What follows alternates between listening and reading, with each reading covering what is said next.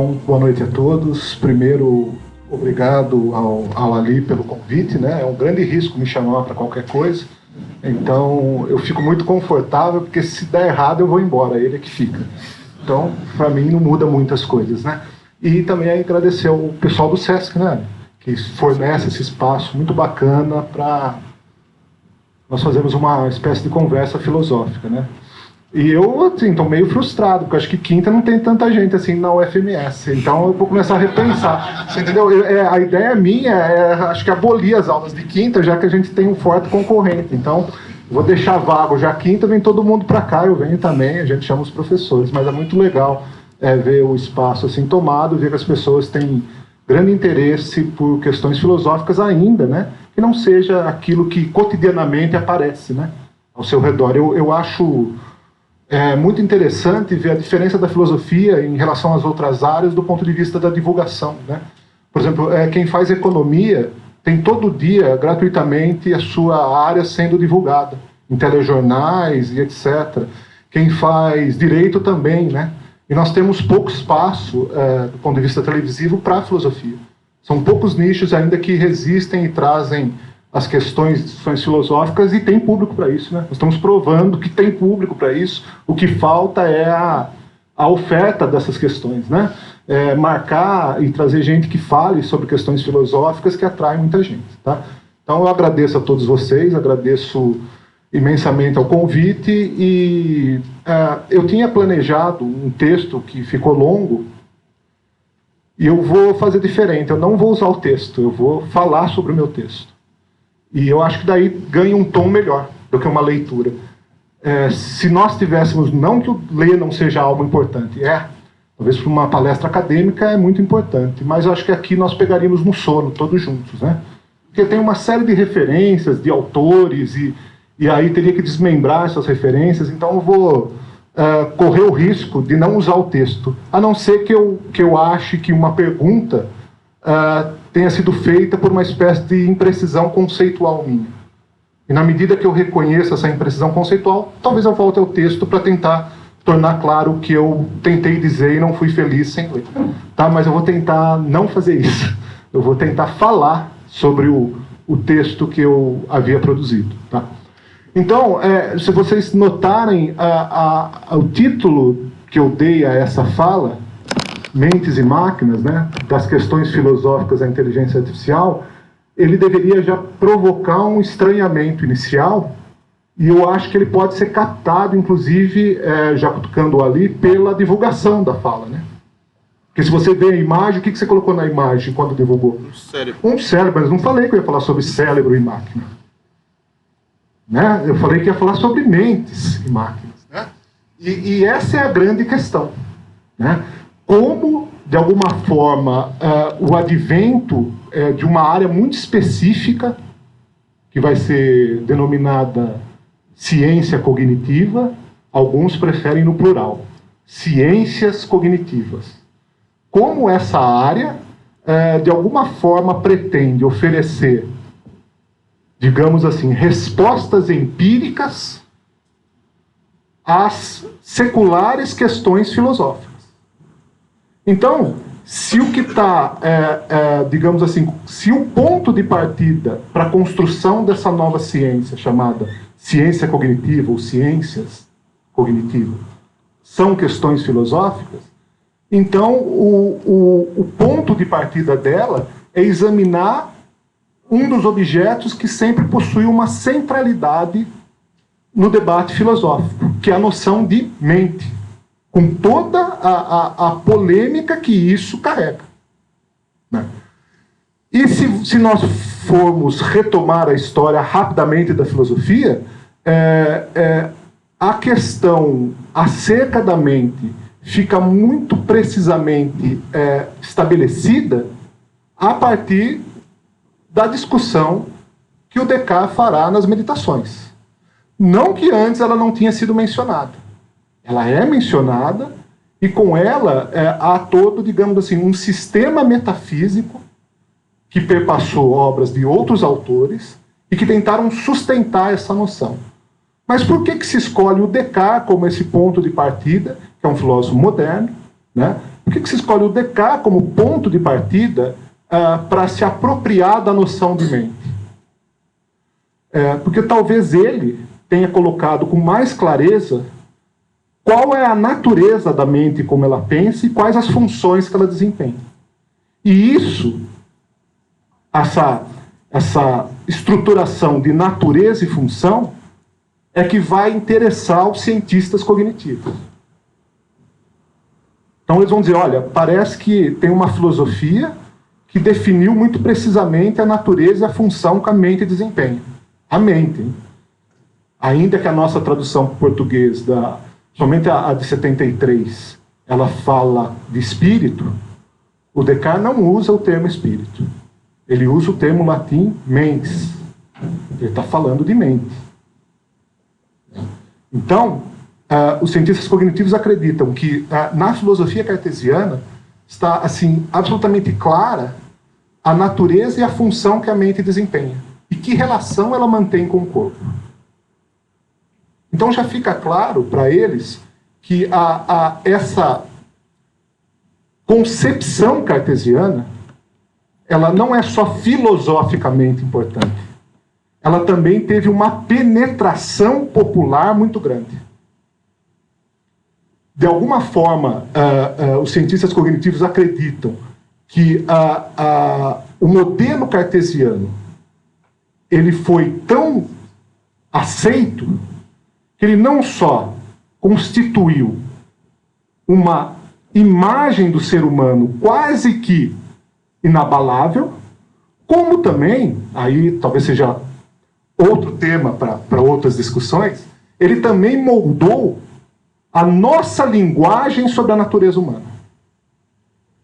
Então não é só que ele penetrou no nosso imaginário e nos dá uma imagem do que é o ser humano. Ele também, de alguma forma, influenciou os termos que nós usamos sobre a natureza humana. E de que forma é isso? Ora, não se trata aqui de fazer um itinerário longo sobre a filosofia cartesiana, né? Mas se trata de estabelecer a tese central, que pode ser retomada depois que quem tiver interesse nas meditações. Mas leiam as 6, tá? Que afirma que a natureza humana ela se constitui por duas naturezas distintas, e esse é um primeiro ponto.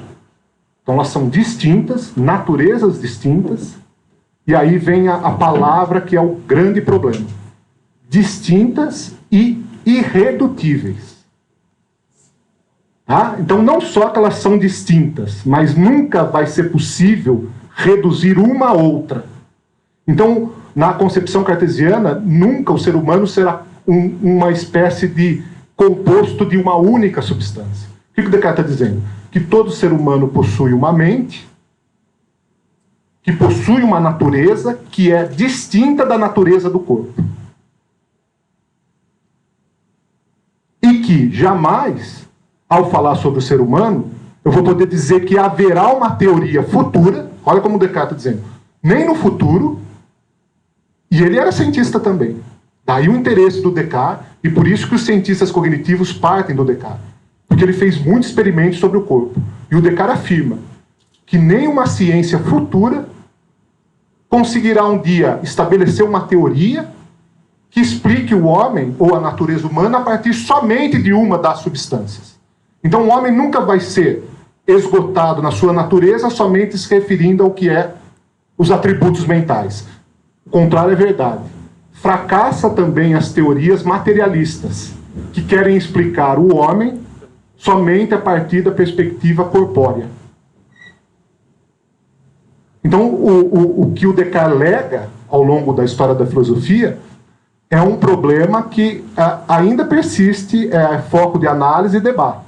Ele está dizendo que a natureza humana, composta por duas substâncias, ela, de alguma forma, nos obriga a pensar que todo ser humano tem, digamos assim, uma espécie de dois mundos convivendo ali em harmonia.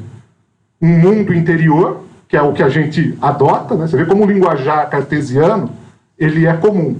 Nós temos um mundo interior, é aquele que somente eu tenho acesso porque são as coisas que ocorrem em minha mente. Essas coisas não estão sujeitas às leis da física. Essas coisas não podem ser mensuradas. Essas coisas não podem ser apropriadas por outro. Essas coisas parecem ter um caráter subjetivo. Eu tenho isso. E somente eu tenho acesso a isso. Se caso eu deseje compartilhar com alguém, aí eu uso a linguagem para fazer isso. Mas a pessoa não tem acesso direto aos meus estados mentais, à minha vida interior, ao que o Ryle, um crítico do Descartes, vai dizer, aos episódios da minha vida interior. E aí o Descartes diz, tem esse mundo, mas também tem o mundo físico, que é habitado pelos corpos. Esse sim é público, esse está sujeito às leis da física, esse é passível de observação, de mensuração. Então, esse se submete ao rigor de todos os outros objetos que estão dispostos na natureza. O corpo, ele não pode ser pensado fora das estruturas físicas que também ordenam os outros fenômenos da natureza. Mas a mente não está submetida a essas mesmas leis. E ele vai dizer, e o ser humano, e isso é importante, tá? Senão vamos falar, então o Descartes está dizendo o que compõe o ser humano? As duas coisas. O Descartes não está dizendo que ele é um ou o outro. O Descartes está dizendo que ele é os dois. Os dois. Só que a questão que se levanta é, e ele mesmo, Descartes, como um bom cientista, trouxe isso à tona. Eu queria entender como as questões físicas afetam meu mundo ou a minha outra substância não física. Porque, afinal de contas, se trata de duas naturezas distintas. Que ocorre relação entre o físico e o físico, isso é facilmente notável. Né? Quando você empurra um objeto, há uma ação física que causa uma reação física, que é o deslocamento desse objeto. Agora, como que eu explico a relação entre o que é físico e aquela coisa cuja natureza é não física, que é a mente? Em outros termos, né? E aí já começam a levantar as questões que os cientistas cognitivos enxergam em Descartes. Como é que eu explico que substâncias, de alguma forma, interferem em meus estados mentais? O excesso de álcool, algum remédio? Porque eu estou agindo no âmbito do físico. E como essa coisa que é para atuar no âmbito da natureza física, de alguma forma, causa uma reação naquilo que o Descartes definiu como não sendo físico. São os meus estados mentais que pertencem à minha mente. Como que se dá essa relação? Vale lembrar que o Descartes é muito claro ao mostrar que ele não tem nenhuma dúvida, que o corpo é uma espécie de autômato, algo mecânico. Descartes não tem dúvida sobre isso. Ele inclusive afirma que se não existisse a mente, nós estaríamos igualados aos animais. Porque o Descartes pensa os animais como máquinas. E o corpo, ele vê como uma máquina com esse diferencial. Ele é uma máquina que possui uma outra substância ali que a torna diferente, que é a mente. Se não fosse a mente, o corpo seria uma estrutura meramente comparável a mecanismos que existem na natureza. Havia uma obsessão pelos modernos, e isso vem dos holandeses, e o Descartes teve contato com filósofos holandeses, que já faziam um paralelo do corpo com o relógio. E construíam autômatos com o relógio. A ideia sempre é o paralelo de que existe um funcionamento mecanicamente ordenado e do qual o corpo rigidamente cumpre esse funcionamento. Só que o Descartes diz, só que nós somos uma espécie de ser especial diante dos outros que estão na natureza. Porque se os outros são meramente coisas físicas, e portanto robôs, o Descartes, por exemplo, que eu me perguntar, vocês estão ali nessas questões éticas, né? Por exemplo, o Descartes não via problema algum em usar animais em experimentos científicos. Afinal de contas, você não está infligindo dor a um ser que é, por natureza, semelhante a um robô. Descartes, por que não cortar? Por que não? Vocês percebem como boa parte da construção da nossa ciência e da nossa ética, ela mesmo que a gente não perceba, ela tem, principalmente essa popular, ela tem um eco cartesiano muito forte. Né? Tem um eco cartesiano muito... E o Descartes diz, bom, mas o ser humano é diferente. Por quê? Porque, dado que ele tem essa propriedade chamada mente, eu não posso pensar ele como um mecanismo. Existe nele lá uma substância que dá um caráter especial. No entanto, o próprio Descartes sentiu dificuldade em tentar explicar essa composição harmônica entre o físico, que é o meu corpo, e o não físico, que é a minha mente. Ele diz, eis um problema fundamental, merece atenção. Ele esboça um tratado muito bonito, chamado As Paixões da Alma, a última obra dele, onde ele tenta mostrar como existe essa relação entre o corpo e a mente, a partir do que ele chama de, recorrendo a conceitos filosóficos muito específicos, como espíritos animais, que são coisas bem sutis, que percorrem o sangue, e de alguma forma parecem representar um momento onde a substância, onde os estados mentais estão presentes no corpo, e elege provisoriamente, dizem alguns, provisoriamente, um local físico como sede da alma, ou sede da mente, que ele chama de glândula pineal.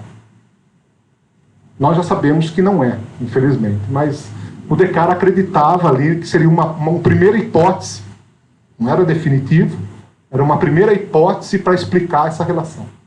Que ela, como ela fazia um sutil movimento, ele achava que quando teria assim, certeza de que a mente e os estados mentais ali perpassavam.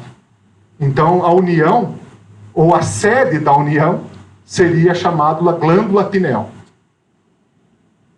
Mas era uma hipótese que ele mesmo gostaria de rever. A questão é, independente dele rever ou não, ele nos deixou um grande enigma. Afinal de contas, como que eu explico essa coisa chamada mente? E por que ela se tornou um enigma? Porque houve um avanço da ciência entendida como investigação empírica. O Bacon é a prova disso. O próprio Descartes é um entusiasta da ciência. O Locke. E o que essas pessoas começam agora a exigir? Exigir explicações que de alguma forma encontram correspondentes em experimentos empíricos. Então não adianta só a tese.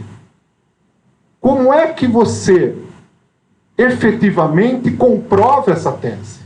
É isso que a ciência começa a cutucar a filosofia. Tá, na esfera da filosofia, uma boa tese basta. Mas a produção do conhecimento também exige provas empíricas. Exige que você mostre o resultado da sua tese. É pensando nessa perspectiva que começa o desafio em como é que eu mostro aquilo que não é materialmente estabelecido, que é a mente ou seus estados mentais. Como é que eu faço para isso? Não estou dizendo aqui cérebro. Cérebro eu sei que está lá. Mas o Descartes não está falando de cérebro, está falando de mente. Então, o desafio que se coloca na década de 50, e aí tem uma área muito específica da filosofia, que é a filosofia da mente, que vai lidar com essas questões e dialogar com o advento de um conjunto de áreas do conhecimento que começam a se perguntar como é que eu posso oferecer explicações empíricas para estados mentais. Ou seja, como eu consigo superar o problema cartesiano? Isso vai passar, inevitavelmente, por uma espécie de redefinição do que é propriamente. Eu vou ter que alterar aquela noção clássica cartesiana. Eu vou ter que pensá-la de uma outra maneira. Mas o mais interessante nessa história é que não é só a filosofia da mente que começa a sugerir alternativas. Porque a questão cartesiana é deixada e se coloca um marco, né, para a construção de uma nova área para o conhecimento filosófico, que é a filosofia da mente.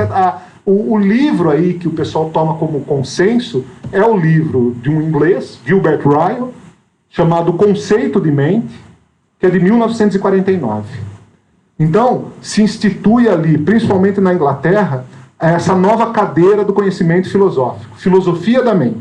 Então nós tínhamos ética, política, estética, história da filosofia, filosofia da ciência, mas já na década de 50 os ingleses colocam uma nova cadeira na formação. Quem faz filosofia teria que ter um chamado conhecimento sobre as questões em torno da natureza da mente.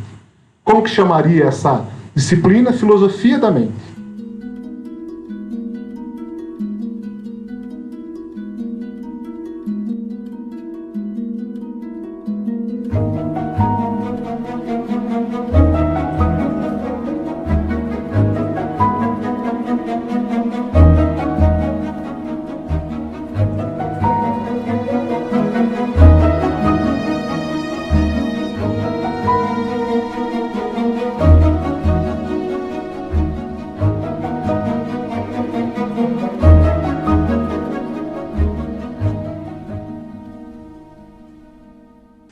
Então, vão proliferar na final da década de 50, 60, 70, textos sobre a natureza dos estados mentais. E aí você tem um monte de alternativa. Você tem pessoas que dizem, não, o dualismo deve ser mantido, mas deve ser revisitado. Nós deveríamos sair da ideia de substância, que o Descartes diz que a mente é uma substância e o corpo é outra. E eles sugerem, não, vamos diminuir. Vamos manter o dualismo, mas vamos chamar de propriedade. Substância tem só uma, física. A mente seria uma propriedade do físico. Então eu não tenho mais o problema da relação, porque eu só tenho uma coisa. Ele falou, a mente e os estados mentais emergeriam da nossa estrutura física, da nossa organização física. Outra posição é o que se chama, que é um autor que ficou muito em moda do Brasil na década de 90, inclusive veio para o Brasil a convite da Folha, quando a Folha ainda se comprometia com filosofia e cultura, o John Searle, e veio fazer um conjunto de conferências, né? E ele tem uma posição muito interessante, que é a denominada de naturalismo biológico. O naturalismo biológico, segundo ele, é uma negação ao dualismo e ainda assim a preservação dos estados mentais. Ele vai dizer que os estados mentais decorrem da longa evolução do nosso organismo. Assim como, ele diz assim, outros órgãos expelem líquidos, o cérebro vai expelir estados mentais. Mas não cabe ao filósofo explicar isso. Cabe ao filósofo mostrar que o neurocientista tem um caminho se investigar corretamente o cérebro. Eu falei, isso não é uma questão filosófica, a explicação da origem dos estados mentais. A postura filosófica é mostrar que, do ponto de vista ontológico, do que existe, só existe o físico. E nós somos um resultado de uma longa evolução, de mais de 3 bilhões de anos, e como consequência, nossa complexidade, a complexidade do nosso cérebro, é ter causado esses estados que parecem não ser detectáveis por meio de radiografia ou coisa assim. Não é? Porque quando você faz uma tomografia, eu acho que ninguém vê ali estado mental, vê? O que nós vemos ali? Você vai ver correlações, no máximo correlações neuronais. Você vai ver configurações neuronais que podem ser descritas como a explicação material de um estado mental. E teve gente que pensou nisso, falou, pô, então aí também tem uma explicação física para os estados mentais, e esses caras desenvolveram uma teoria sobre isso, e eles são chamados de eliminativista. Então não é nem o naturalista biológico, nem o dualista de propriedade, mas o eliminativista. O eliminativista vai dizer, não, se é possível correlacionar configurações neuronais, mostrando que elas são idênticas a estados mentais, então eu não preciso mais dos estados mentais. Os estados mentais eram somente uma maneira de falar que agora a ciência substitui por outro. Então, por exemplo, quando eu tenho... essa é muito frequente em mim. Quando eu tenho enxaqueca, se eu tivesse no momento da enxaqueca, dentro de uma máquina, fazendo uma tomografia, uma certa configuração neuronal iria aparecer ali. E eles dizem, se outro cidadão, também nesse mesmo estado, tiver essa mesma configuração, olha, eu posso dizer que enxaqueca não é nada mais, nada menos do que aquela configuração neuronal que ali aparece. Um conjunto de excitações de fibras físicas que podem substituir o linguajar mental. Não preciso mais falar de dor. Eu falo de dor por comodidade, mas o que eu tenho ali é uma excitação neuronal, digamos assim, relacionadas às fibras D. D para lembrar de dor, tá? Vocês estão entendendo a mudança verbal que eu estou falando? Eu sou acostumado a falar de dor, né? Por que eu falo de dor? Porque eu estou preso ao linguajar cartesiano, porque o Descartes sempre nos convenceu, ou os cartesianos, nem acho que é o Descartes, os cartesianos nos convenceram que existem duas formas de discursar. Aquela que tem a ver com o físico e aquela que remete à minha primeira pessoa. E a todos os meus estados de primeira pessoa. Então eu posso compartilhar com vocês o que é físico. O que é interno e de primeira pessoa, não. Infelizmente, eu não divido dor com ninguém, né? Seria bom ser no dentista e falar, vai doer, vai, dá a mão aí, vamos dividir por 2. Seria legal. Tem muito pai que queria fazer isso. Pois é, não seria legal? Ó, vamos dividir por 2 a dor aí se você der a mão para outro, quem sabe divide para 3. Mas isso é intransferível, não é? Só que o cara fala, peraí, eu não preciso ficar com o linguajar da dor com um estado mental. Eu posso substituir por algo muito mais empírico. Que é o quê? Estabelecer o correspondente da dor como uma configuração que ocorre naquele momento no meu cérebro. Eu mostro como os meus neurônios se arrumam, se arranjam e de alguma forma representam esse estado de dor. E provo também que quando eu deixo de ter a dor, esse arranjo se desfaz. Esse arranjo se desfaz. Eu sei que alguém pode falar, peraí, e o cara que perdeu? Todo mundo faz essa pergunta, então vou fazer para vocês não serem repetitivos. E o cara que perdeu o membro e continua com dor, né? Por que ocorre isso? Como que um fisicalista, que é isso que eu estou falando, o eliminativista explicaria isso, né? Simples. Porque, olha que interessante, existe uma espécie de memória nas nossas estruturas neuronais. Então, a minha dor da enxaqueca não é que ela desaparece, mas um rastro permanece ali. E a experiência da dor, ela de alguma forma é representada no sistema nervoso central. Então, eu já não tenho mais o membro, mas eu tive repetidos traumas que me levaram a rastros químicos que permanecem na minha rede neural, que de alguma forma são ainda representados no meu sistema nervoso central. Com o tempo, o sujeito que tem o membro fantasma também vai desaparecendo a dor, porque efetivamente ela não está mais sendo produzida. Você entendeu? Mas por um tempo ainda permanece. O materialista diz, isso não é um enigma cartesiano provando a mente. Que é isso que se usava. Tá vendo como ainda tem estados mentais e mente? Dor no membro fantasma. Então não é físico. Ele não tem mais, por que está doendo? Porque a experiência da dor, ela continua sendo, de alguma forma, produzida por um tempo nas nossas redes neurais.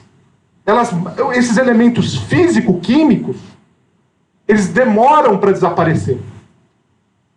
Assim como é comprovado que a frequência do sujeito que tem muito enxaqueca, por exemplo, como eu, o aparecimento da dor ela é cada vez num tempo menor. Digamos assim, é como se os neurônios já aproveitassem aquilo lá e falavam, vai doer, eu já sei que vai doer. Não é que eu estou torcendo para doer, mas eu sei que vai doer. E eu sei exatamente o que eu comi, o que eu fiz, e eu sei que vai doer. Você parece assim, é como, diríamos assim, é como se tivesse uma memória físico-químico-biológica. Tá? Então não é um enigma isso. O materialista diz, não é um enigma. É que nós nos acostumamos ao palavreado, ao jargão cartesiano.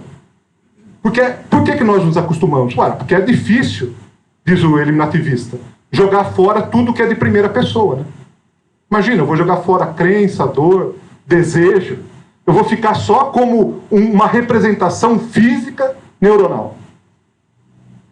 E aí os cientistas cognitivos vão dizer exatamente isso que importa.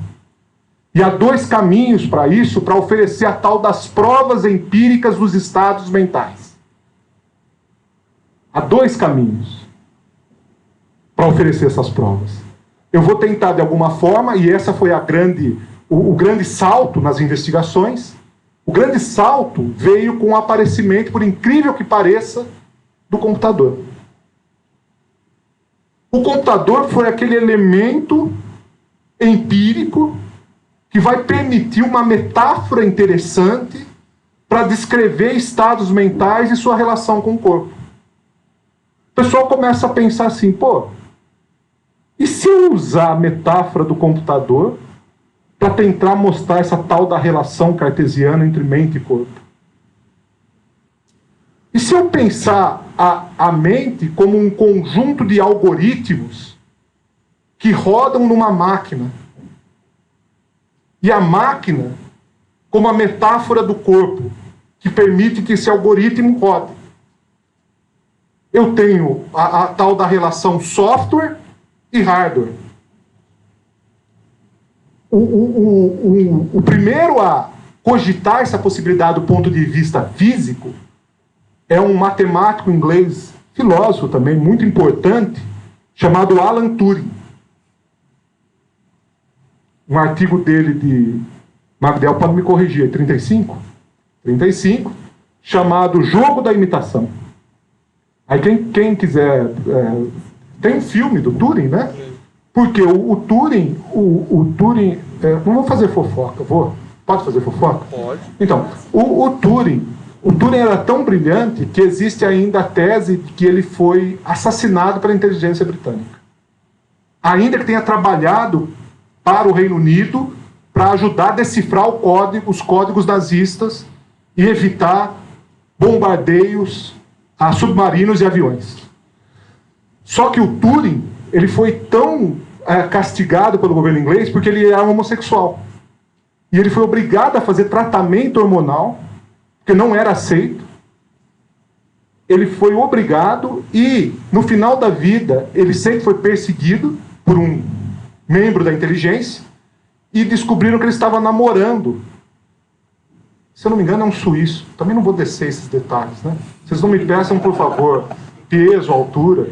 E o medo da inteligência britânica era que ele revelasse algo e esse suíço fosse um espião.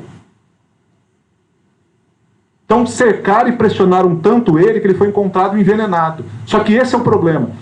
Há um documentário que é difícil, chama Decifrando o Código, que aparece no final do documentário, a mãe do Turing, dizendo que ele era um químico genial, então jamais ele se envenenaria.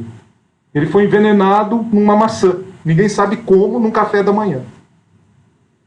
O Turing foi o cara que primeiro percebeu o impacto que a ferramenta, ou a noção de máquina, poderia ter para a explicação da correlação entre estados mentais e estados físicos.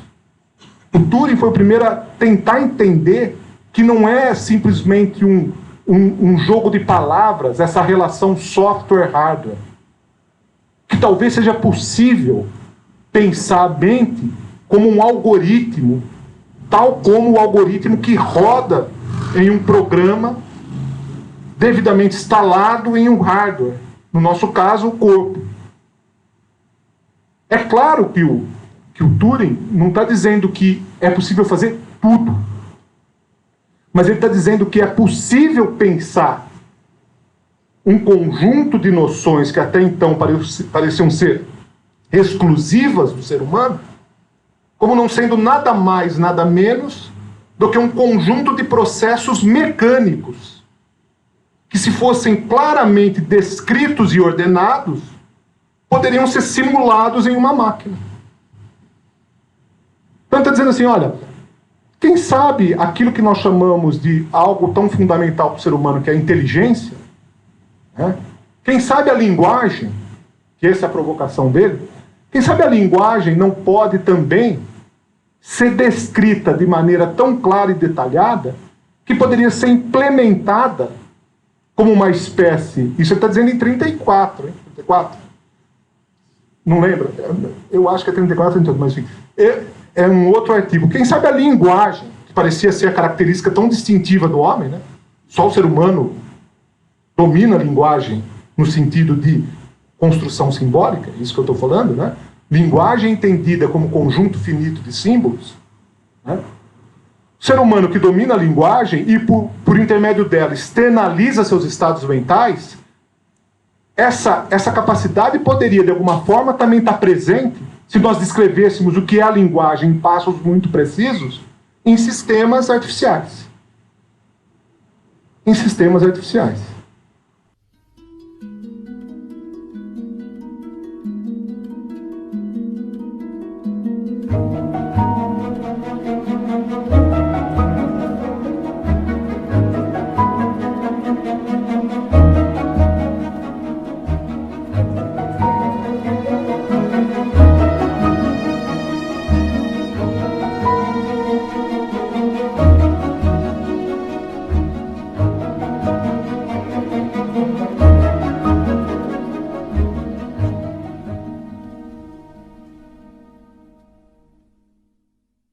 Essas máquinas vão ser largamente exploradas por um conjunto de cientistas e filósofos que se autodenominaram adeptos da inteligência artificial, no final da década de 50.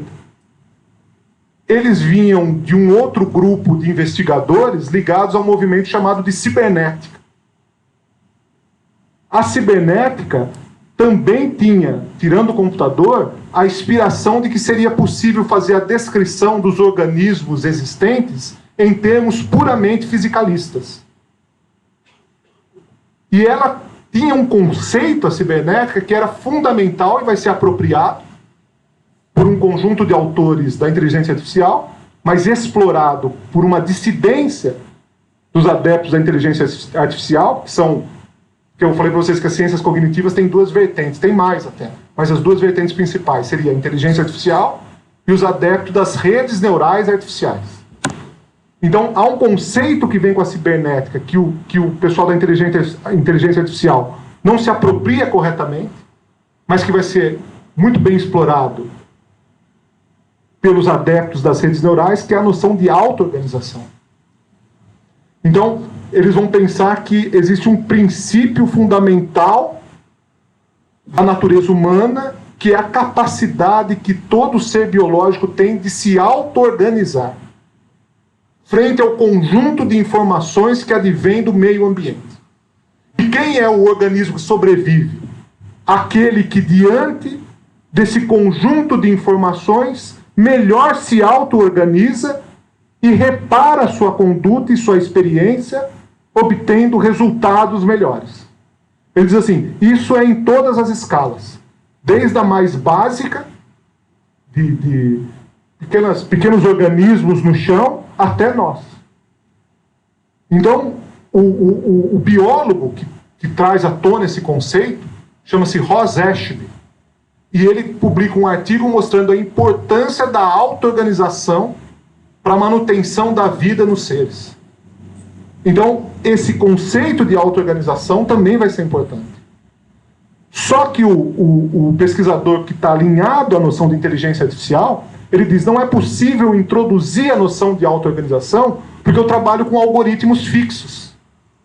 Algoritmo é uma coisa, uma vez construída e descrita, não é passível de alteração. Ele executa e vai executar sempre aquela função programada. A questão é que você pode ser extremamente sofisticado para elaborar um algoritmo. Algoritmos não são simples. Você começa com um algoritmo simples, mas você pode criar um algoritmo extremamente complexo para realizar tarefas complexas. No entanto, o problema persiste. Esse algoritmo não se altera internamente. Esse algoritmo permanece executando aquela tarefa para a qual ele foi programado. E a pergunta que se levanta aos investigadores da inteligência artificial é: parece que o ser humano não é assim, um algoritmo. Ele se modifica em relação à experiência que ele tem. Então, a metáfora do software e hardware talvez não seja muito apropriada, porque ele cria uma imagem extremamente, digamos assim, congelada, ilimitante, mas assim, extremamente fixa dos processos mentais. O que eles estão tentando dizer? Parece que os processos mentais se alteram entre si, e um algoritmo não. O que é um alterar entre si? Muito provavelmente uma vontade que eu tenho altera a crença a respeito de algo. Então o que você tem ali? A relação entre um estado mental vontade que altera outro estado mental que é a minha crença. Antes dessa vontade eu poderia ter crença em X. A partir daquela vontade que aparece, daquele desejo, eu altero essa crença. Isso é muito claro perceber na psicanálise, que vai explorar essas coisas. Explica. Exato. Isso. Por isso, há uma dissidência dentro da inteligência artificial que leva à construção de um novo grupo que se autodenomina redes neurais artificiais. O que eles se chamam de PDP, que é o processo distribuído em paralelo. Nosso cérebro não age como um algoritmo fixo de uma linha que vai de um passo 1 ao passo 2 ao passo 3. Nós, às vezes, processamos em paralelo um conjunto de informações.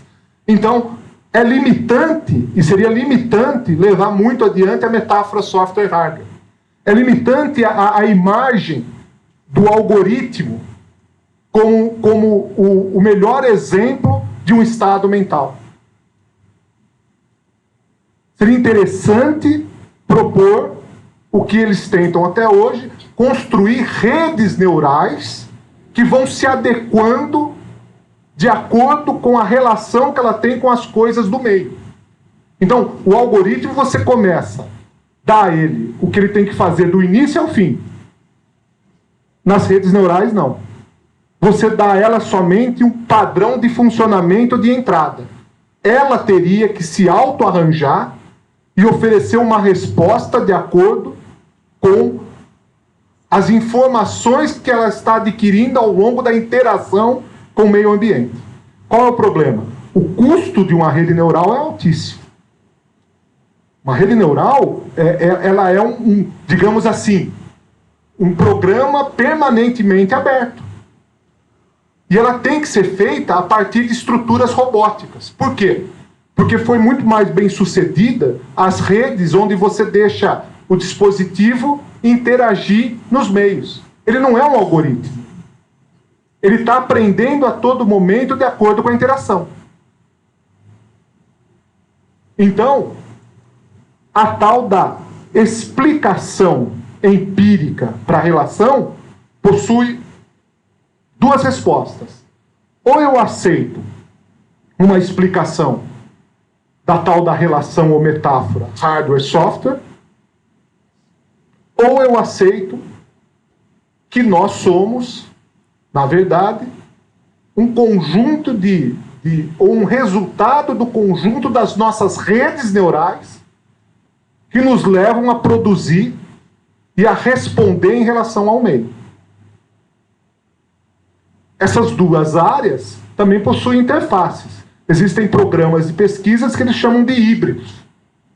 Eles usam elementos da inteligência artificial, ou seja, partem de construções de algoritmos, coisas simbólico-abstratas. Essa é uma diferença interessante, porque o algoritmo é somente uma construção simbólico-abstrata.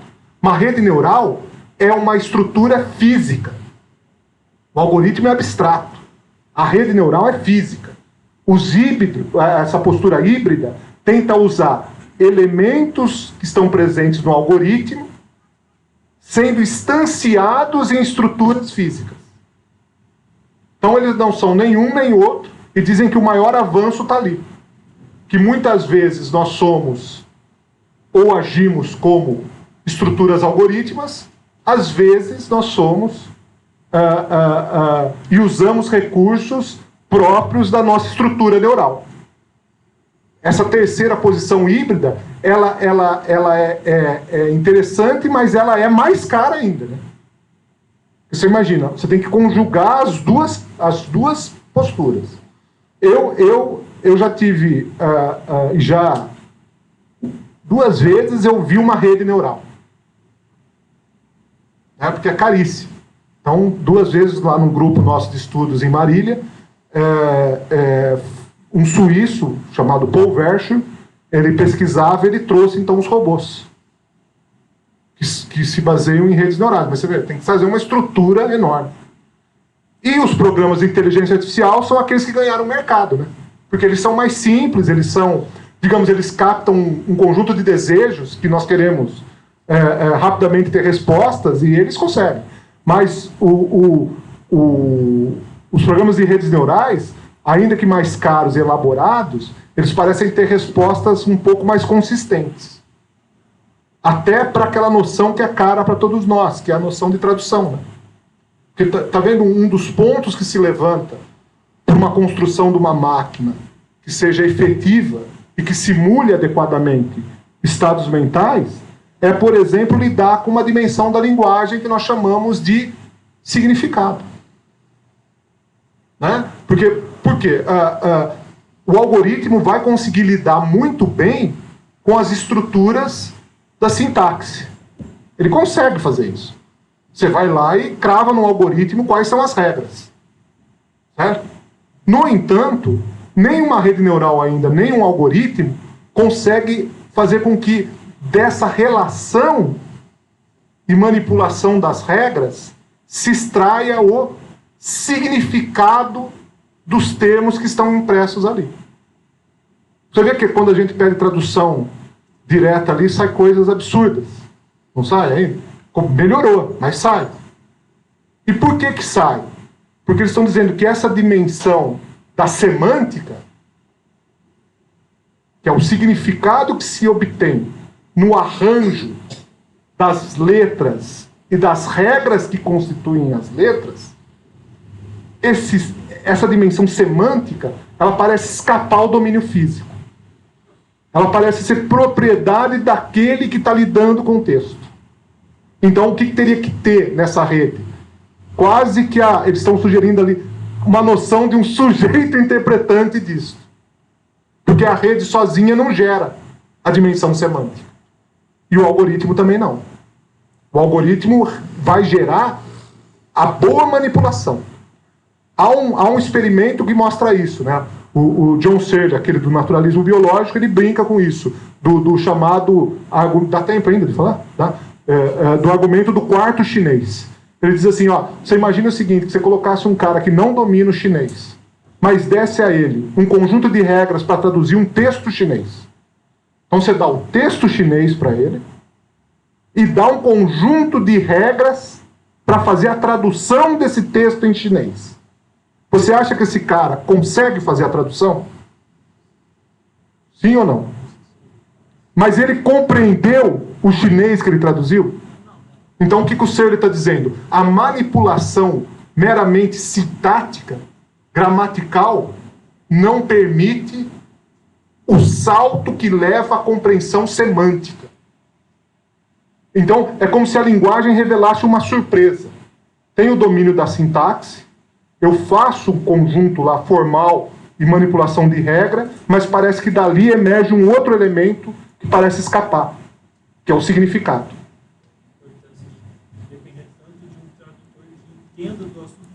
Pois é.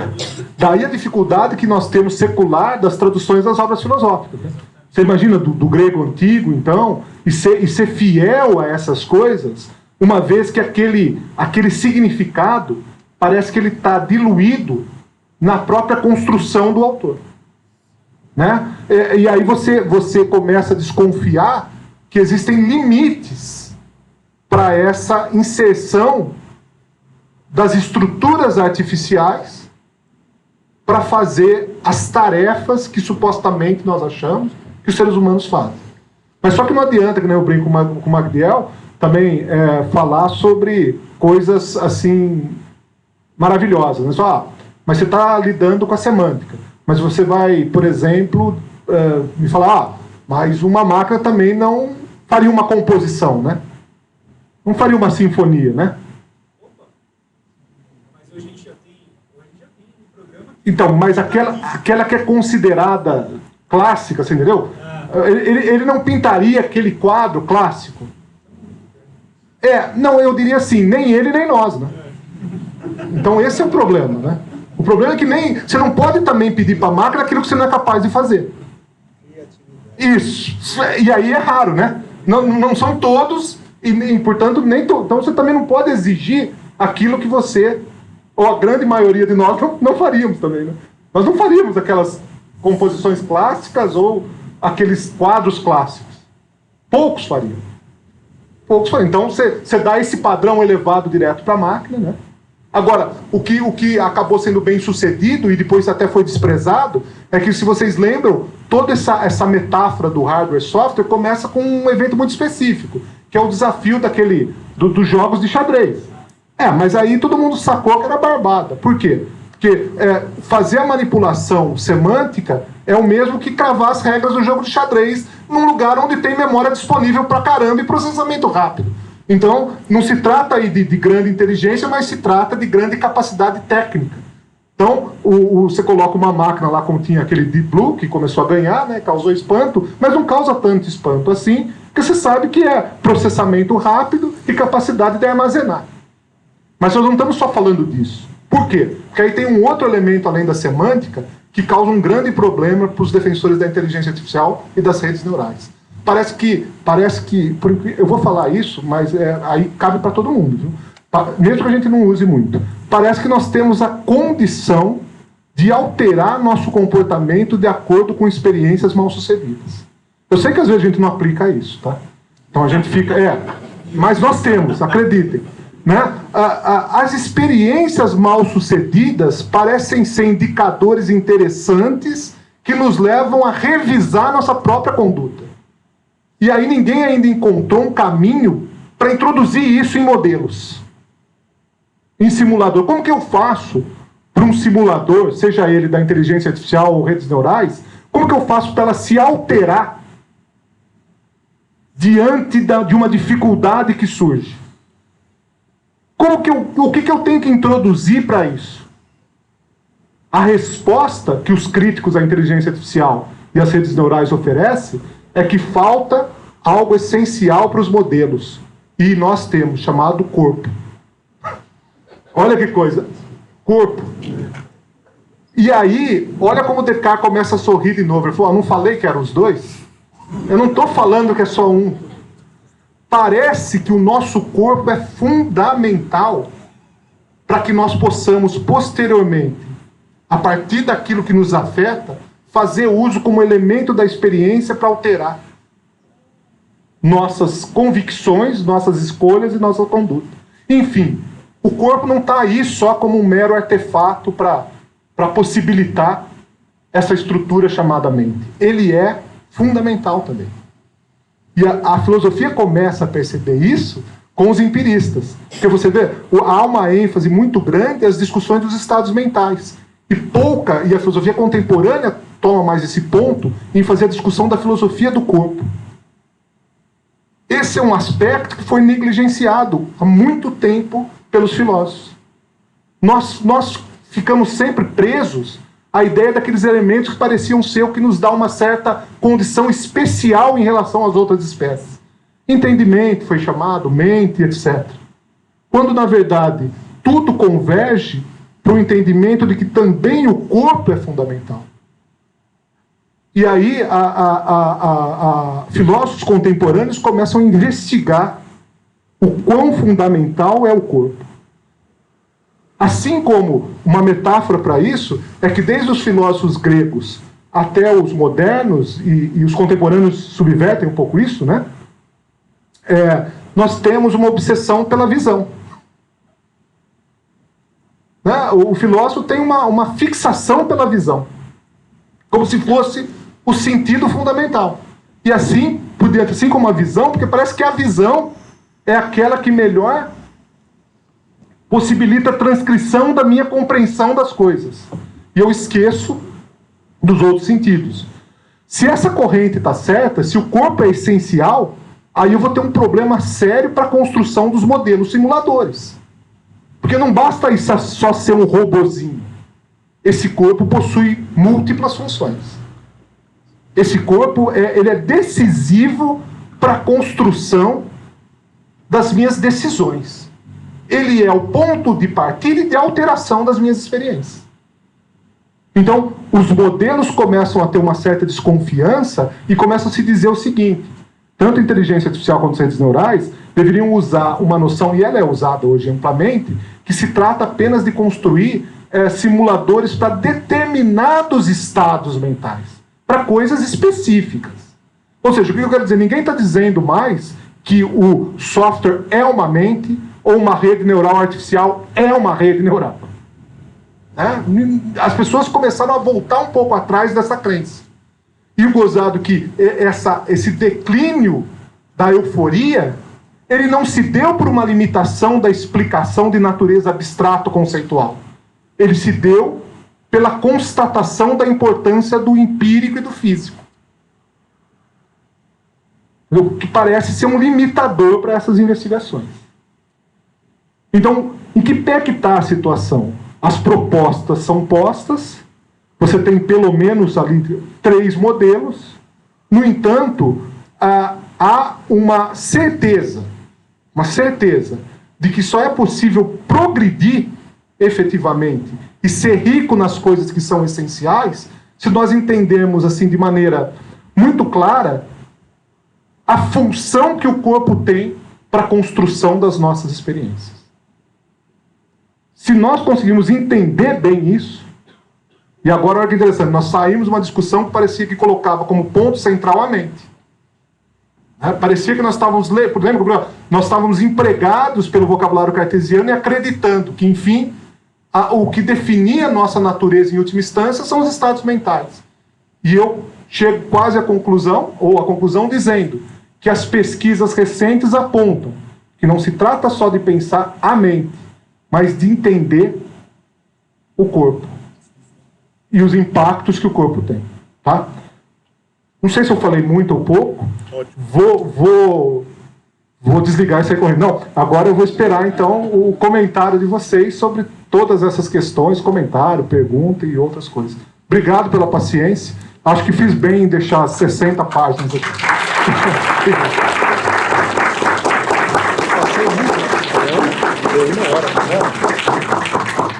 Eu tenho, na verdade, dois pontos, né? Um é mais no nível filosófico e o outro é mais um questionamento da questão da linguagem, acerca do aspecto da linguagem. O primeiro do nível filosófico é em que medida que hoje essa noção de procurar essa propriedade que emerge da matéria que se auto-organiza não lembra a noção de mente como a forma do corpo de Aristóteles. Porque, assim, eu posso estar bem equivocado, é possível que seja, mas lembra muito do pouco que eu estudei de Aristóteles, lembra bastante essa característica. E se não valeria a pena hoje, a neurociência revisitar esses conceitos pré-cartesianos. Né? E essa é a minha primeira dúvida. E a segunda dúvida é, na questão da linguagem, né, daquilo que escapa à máquina, me lembrou muito do que o que a gente observou no AlphaGo. Né, que é aquele algoritmo que a Google liberou, né, que é uma rede neural artificial, E ele consegue extrair o sentido, talvez, da jogada, porque o Go ele não tem nenhum indicativo do que vai acontecer. Você tem que cercar as peças, né? E o objetivo de cada jogador é cercar a peça do outro para inutilizá-la. E isso, algoritmicamente falando, né, na programação, isso é inferno de se fazer. Né? A probabilidade disso é absurda. Mas é um cálculo estatístico no final. Né? O que eles passaram a ponderar dentro do cálculo estatístico deles é a noção de contexto da jogada. E o que foi localizado hoje, o que gerou essa melhora nos algoritmos de tradução, né, que hoje me deu uma boa melhorada de uns tempos para cá. Dá até para você confiar traduzir um texto de olho fechado ali, e você não vai errar tanto. O que melhorou nessas redes neurais foi justamente ponderar o contexto das falas, né? E eles foram ponderando atrás de cada palavra o contexto em que se é falado. Por exemplo, manga. Manga no português, se eu falo manga, o que é? Você não tem como falar o que é. Agora, se eu falo dobre a manga, né? Pode ser um absurdo dobrar uma fruta ao meio, ou você pode dobrar a sua camisa. Então, a minha dúvida é quanto que inserir a variável do contexto, não digo que resolva, mas não é um ponto que está sendo ignorado dentro do estudo da linguagem, que eu eu estudo já há um bom tempo e eu vejo que é uma área bem negligenciada pela linguagem. Não, eu vou começar então por detalhe. Ela, do ponto de vista filosófico, é fundamental. Inclusive, as críticas que se faz aos modelos na época de tradução era justamente a pouca importância que se pensava na noção mesmo de contexto. No entanto, há um limitador que eles dizem é o seguinte: até que ponto eu posso ser fiel ou captar, por exemplo, contexto quando o sujeito está sendo irônico? Você entendeu? Com coisas que teriam lá um certo grau de literalidade, vamos dizer, e de assertivo, de proposições assertivas, eu consigo.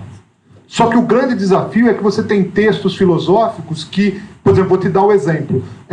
O Berkeley constrói lá 3 diálogos entre Hilas e Filonos para propor a sua teoria única e fantástica de um idealismo empirista. E ele põe na boca dos personagens por ironia. Então, às vezes, uma tradução mecânica não vai captar a ironia, porque ele está tirando sarro de toda a tradição metafísica e faz com que o personagem seja irônico. Então, o que falta, às vezes? Para a filosofia aponta isso. Tem um livro chamado, já está velho, ele é 1 e 2, o que os computadores não podem fazer e o que os computadores ainda não podem fazer. Então é o 1 e o 2. E o autor bate muito na tecla que o que emperra a questão semântica, ou o domínio da linguagem, é ainda a nossa pouca compreensão da noção de contexto. Ele nem está acusando ainda as propostas que tentam construir modelos. Ele está criticando o pouco estudo que se tem acerca da noção de contexto. A gente ainda não conseguiu claramente refinar a concepção de contexto, mas ela é fundamental. Eu concordaria com você que se nós conseguirmos ver claramente o que é isso, avançaria muito, né? Agora, a segunda, eu até sou suspeito. Por quê? Porque quando eu começo a dar disciplina de filosofia da mente, ainda que eu poderia começar de Descartes adiante, eu começo com o De Anima do Aristóteles. Né? Agora, qual é o problema da noção de mente do Aristóteles? O problema é que para você aceitar ela, você tem que aceitar toda a sua metafísica. Porque há, fundamentalmente, aquelas discussões clássicas, né, sobre matéria e forma. Você está percebendo que a adesão a um filósofo implica, digamos assim, a adesão a um conjunto de conceitos que nós talvez não queremos usar. A noção de teleologia, que eu não sei mais se é importante, você percebe? Então, o risco, às vezes, o recorte que você faz tem que ser muito claro para que você possa apontar, olha, isto aqui do Aristóteles, ainda que eu abra mão da dicotomia matéria e forma, ainda que eu não aceite mais que a natureza ou o universo possui uma certa teleologia. Mas eu começo com ele, eu te confesso, porque, inclusive, o Descartes foi um leitor do Aristóteles e, inclusive, usa a mesma metáfora lá na Sexta Meditação para dizer que nós não somos piloto no navio. O Aristóteles usa essa metáfora no Deano. O que é isso, o piloto do navio? A minha mente não está no meu corpo como um piloto está no navio. O que acontece com o piloto no navio? Bate no casco, quebra o casco, não acontece nada com o piloto. Mente e corpo não é assim. O que bate, o que afeta meu corpo, afeta minha mente e vice-versa. O Aristóteles mostra isso, eu também adoro. Mas eu te explico por que, às vezes, não há a aceitação direta dele, porque esse sistema impõe uma metafísica que gerou muito mais desconfiança e muito mais problema. Tá? Porque ficaria difícil usar a concepção dele sem a noção de forma e matéria e teleologia. É muito gostoso ouvir essa linguagem para uma pessoa como eu, que não entende nada do assunto, né? Consigo entender a palestra toda. Bom, eu queria te perguntar o seguinte, você falou da valorização do corpo, né? Eu quero saber se você acha uma influência, se há uma influência, e qual seria essa influência por parte do Nietzsche, valorização do corpo em Nietzsche. Talvez em Schopenhauer, mas ele como metafísico vão deixar de lado. Então, qual seria essa... né? Porque Nietzsche, de certa maneira, considera o corpo como uma grande razão, mais do que a mente. E outra questão era pedindo, só para... me pareceu que essa relação corpo-mente, ela também é muito bem dada a Spinoza, né? Como aquilo que altera corpo, altera também mente, afeta a mente, e ao contrário, né? O que você acha sobre isso? O Stefano, do Nietzsche, é muito interessante você perguntar, isso eu lembrei, tem um autor, que eu me lembro, que cita diretamente ele, o Dennett. O Daniel Dennett tem várias obras, mas em duas ele cita o Nietzsche diretamente, que é Os Tipos de Mentes e Brainstorms, ensaios filosóficos sobre a natureza da mente. O Dennett cita o Nietzsche mesmo mostrando isso, que no fundo, né, o ser humano é, antes de tudo, essa vontade impregnada na natureza corpórea. Ele cita para desenvolver o que ele chama de teoria intencional da consciência. Ele cria uma teoria cuja noção fundamental é a noção de intenção, e essa intenção é, sobretudo, construída a partir da interação direta do corpo, muito mais do que conceitos abstratos produzidos a partir de inferências ou elaborações teóricas. Então ele pega trechos do Nietzsche no capítulo e tenta pôr e falar, seguirei essa noção. A partir daqui, a construção da noção de intenção está vinculada ao Nietzsche nesse aspecto, porque o corpo como grande razão. Ele coloca assim, mas é um único, viu? Não tem muita ligação, e eu tenho que explicar a você por quê. Porque, queira ou não, as discussões em filosofia da mente se dão muito mais na esfera do que nós chamamos lá da filosofia anglo-saxônica. Né? Então, ali você tem, assim, por incrível que pareça, americanos e ingleses e alguns australianos. Né? É interessante, teve uma leva de australianos na década de 60 porque estavam na Inglaterra. Né? Então, a filosofia da mente, assim como a filosofia da linguagem, para discutir esses temas, ela é muito mais anglo-saxônica do que continental. Né? Então, assim, mesmo sendo o Descartes a referência. As suas... Isso, analítico-positivista, né? É analítico-positivista, sem dúvida nenhuma. A segunda questão é porque há uma espécie de resistência em aceitar também, como no caso do Aristóteles, todo, digamos assim, o pacote que o Spinoza embute nessa relação.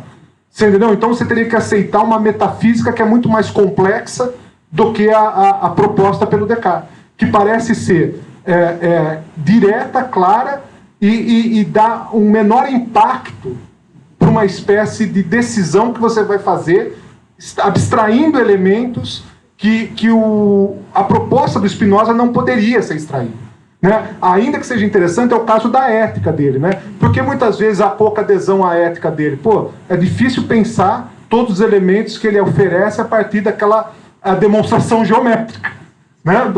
É interessante, mas espera aí, como que eu vou acolher todos os elementos via uma demonstração geométrica? da relação mente e corpo, ele é mencionado, mas ele nunca é diretamente trabalhado, porque eles acham que há um teor metafísico também muito grande ali. Pro Descartes é fácil porque ficou só no âmbito da noção substancial. É por isso, é uma espécie de economia e tentativa de não comprometimento, o que é empobrecedor, claro, né? Você poderia ir para o autor e entender melhor, né? Mas geralmente eles não vão e não fazem menção.